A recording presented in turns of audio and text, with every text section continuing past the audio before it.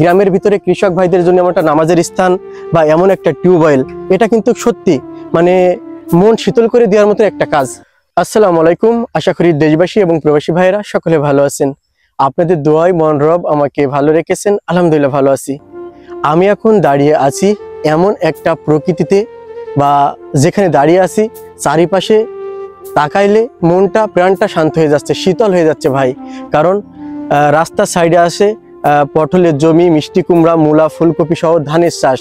এবং এখানে যে আমি দাঁড়িয়ে ভিডিও তৈরি করছি এর মূলত কারণ হচ্ছে যে ভাই, আমার পিছনে যে ছোট্ট ঘরটা দেখতে পাচ্ছেন আর পাশে যে টিউবওয়েলটা দেখতে পাচ্ছেন, এখানে কৃষক ভাইরা কাজ করে, শ্রম করে, গায়ের ঘাম ফেলে, এখানে কষ্ট করে।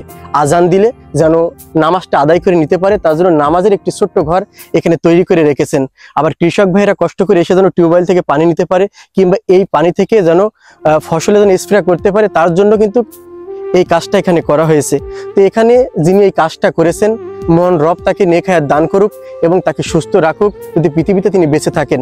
আসলে ঠিক এমন কাজ প্রত্যেকটা গ্রাম, প্রত্যেকটা মহল্লা, প্রত্যেকটা জেলা, এভাবে সারা বাংলাদেশে দরকার আছে।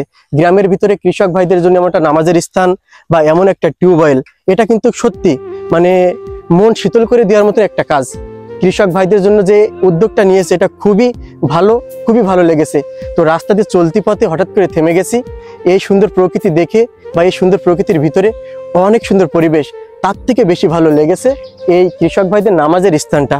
যে পিছনে যে ছোট ঘর, এটা হচ্ছে কৃষক ভাইরা নামাজ আদায় করে বা সারাদিন কর্ম করে এসে এখানে রেস্ট নিতে পারে।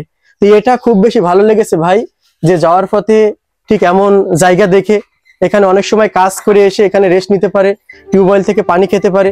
তো এই কাজগুলো যিনি করেছেন, জানি না তিনি বেঁচে আছেন কিনা, যদি বেঁচে থাকে মহান রব তাকে নেক হায়াত দান করুক, সুস্থ এবং ভালো রাখুক পৃথিবীর বুকে।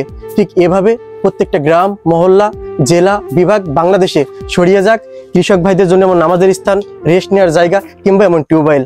খুব বেশি ভালো লেগেছে ভাই।